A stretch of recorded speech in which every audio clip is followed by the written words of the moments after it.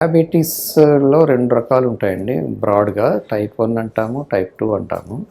So, ఈ diabetes అనేది దీనికి క్లాసిక్‌గా కొన్ని సింప్టమ్స్ ఉంటాయి. అయితే ఈ సింప్టమ్స్ అందరికీ ఉండవండి. సో, ఇవి ఉంటేనే డయాబెటిస్ అని చెప్పడానికి లేదు.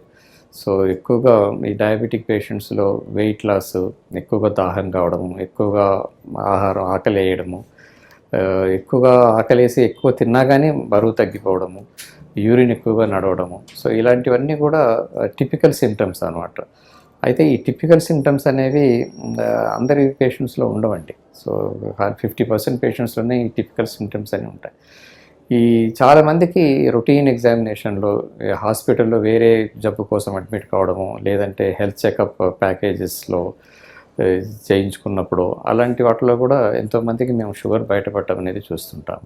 సో, ముఖ్యంగా ఫ్యామిలీ హిస్టరీ ఉండేవాళ్ళకి, sedentary life style, obesity, over weight, so, ఇలాంటి వాళ్ళకి డయాబెటిక్స్ వచ్చే సూచనలు ఎక్కువగా ఉంటాయన్నమాట.